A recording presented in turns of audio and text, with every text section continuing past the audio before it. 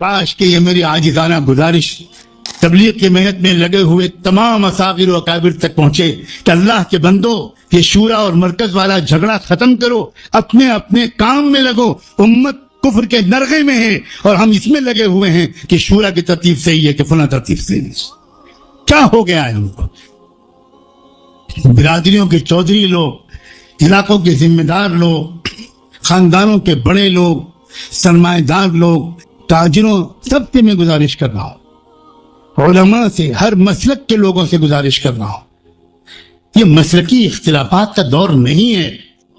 نوجوانوں سے گزارش کر رہا ہوں، آپ باقاعدہ کسی اچھے عالم سے کوئی رہبری لیجئے اور آپ اپنی چھٹیوں کو اس کام میں لگائیے۔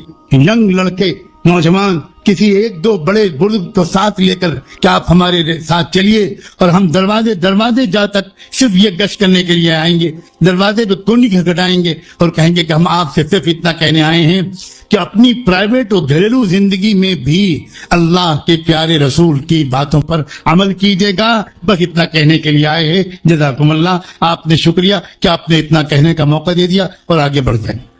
دیوانوں کی طرح یہ آواز اگر ملک میں لگ جائے تو انشاءاللہ اس وقت کے ابلیس کو پچھتانا ہی پڑے گا۔ آپ حضرت الیاس فرمایا کرتے تھے کہ یہ محنت ان لوگوں کے لیے نہیں ہے جن تک دین اور دین کا علم کتابوں کے ذریعے، رسالوں کے ذریعے، علماء کی صحبت کے ذریعے پہنچ سکتا ہے۔ میری یہ محنت ان کے لیے نہیں ہے، میری یہ محنت میری امت کے ان طبقات کے لیے ہے جن طبقات تک کوئی اور راستہ نہیں ہے۔ اور یہ جتنی 3 طلاق جیسی بےہودہ حرکتیں ہو رہی ہیں یہ زیادہ تر امت کے اسی طبقے کی طرف سے۔ لیکن آج حالت یہ ہے کہ ہم آرام پسند لوگ، ہم عافیت پسند لوگ، ہم سہولت پسند لوگ، ہم بالکل عیار و مکار لوگ، ہم جماعت میں نکلتے بھی ہیں تو وہ بستی اور محلہ چننا چاہتے ہیں جس میں مسجد میں ایئر کنڈیشن لگا۔ یہ محنت ان لوگوں کے لیے نہیں ہے، ان تک تو اور پیرائی سے دین پہنچ جائے گا۔ ہزاروں سلام ہوں حضرت مولانا الیاس اور ان جیسے تمام علماء ربانیین پر کہ جنہوں نے یہ محنت شروع کی تھی ان کے لیے، تو دیہاتوں میں جھوپڑیوں میں رہتے ہیں، مزدوری کرتے ہیں، رکشہ چلاتے ہیں، ان کے پاس یہ وقت موقع نہیں ہے کہ وہ علماء کے پاس بیٹھیں اور مدرسوں میں پڑھیں۔